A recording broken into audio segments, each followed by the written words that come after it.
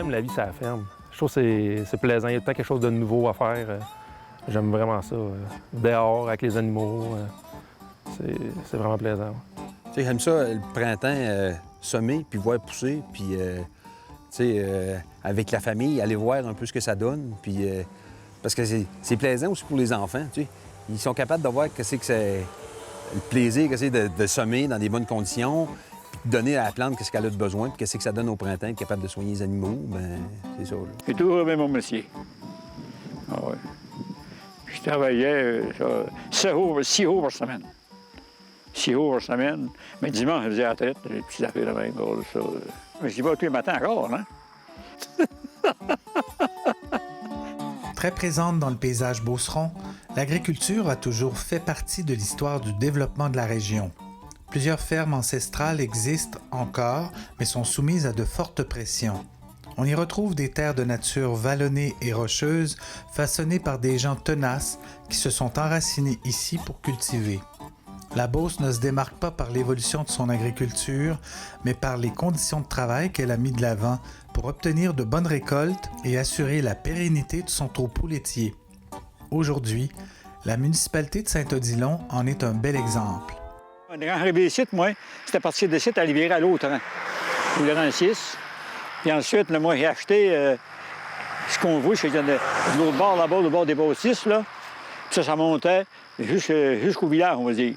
Puis tout là, jusqu'au HLM, partout jusqu'au cimetière. La ferme comme telle, la compagnie Ferme Garonne Incorporée, a été fondée en 1983.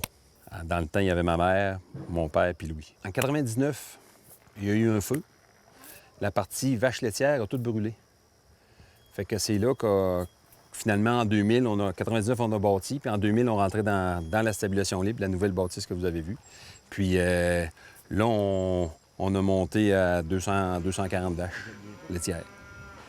Puis depuis ce temps-là, on a, avec les mêmes animaux, c'est pas plus de vaches, mais on fait beaucoup plus de production. Ça a été un coup qu'on a fait, qu'on a perçu que le confort au niveau des animaux, ça en a besoin. Puis les animaux, avec le temps, vont durer plus longtemps parce qu'ils ont plus de confort.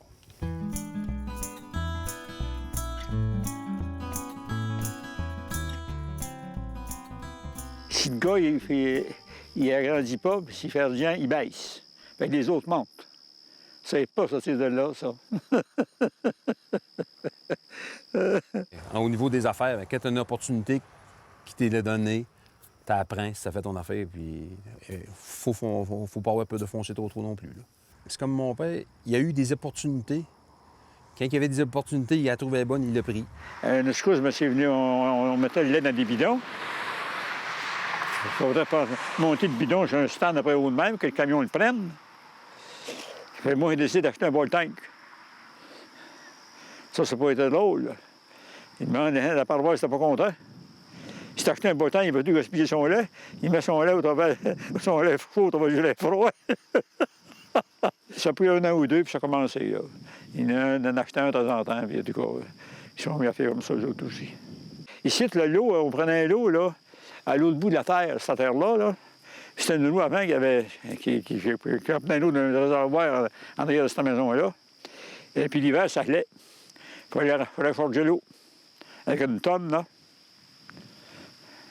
Et moi, ben, je suis tanné de ça.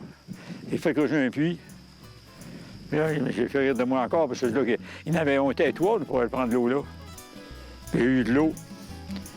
C'était très mais pas longtemps, 2 ans après, ils n'ont pas que les autres aussi. C'est un peu ça, on aime bien ça. À l'avant-garde un peu. On essaie d'essayer de nouvelles affaires parce que ça fait 3 ans, on sème notre maïs sous plastique. Finalement, avec ce procédé-là, on peut semer du maïs qui aurait le temps de maturer comme si on était à Drummondville. Alors donc, plus de rendement, plus de qualité. Puis à la récolte, on est capable de le lancer l'hiver, non pas une plante morte qui est gelée. Fait que ça, pour nous autres, ça l'emmène aussi dans les animaux, ça amène beaucoup d'amélioration. Bien, la technologie est pas mal importante, finalement. Elle a une bonne place ici à la ferme.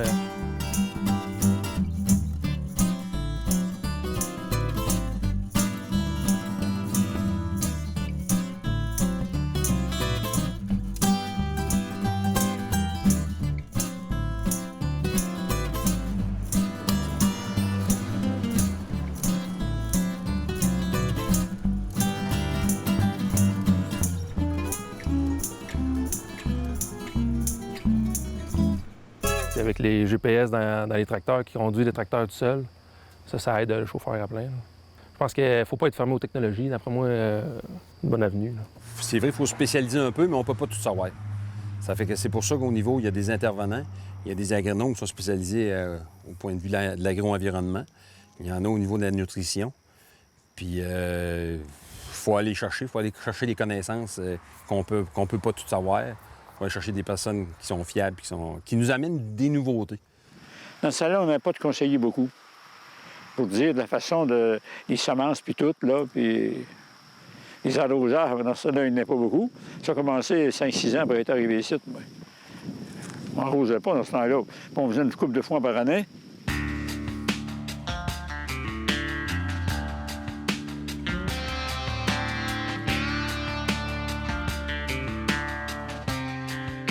Ouais, mon grand-père, il a été visionnaire. Puis j'espère suivre ses traces un peu, finalement. Là. J'aimerais ça, à son âge, être encore aussi présent puis vif d'esprit. Parce que souvent, mon grand-père s'assied dans le bureau, puis j'y parle de ce qu'on fait sur la ferme. Puis j'aime ça y en parler. Il me parle de lui, ce qu'il faisait, moi, ce que je fais. Puis je prends des conseils de lui. Ça, j'aime vraiment ça. C'est un travailleur, mais il était capable de prendre le temps aussi.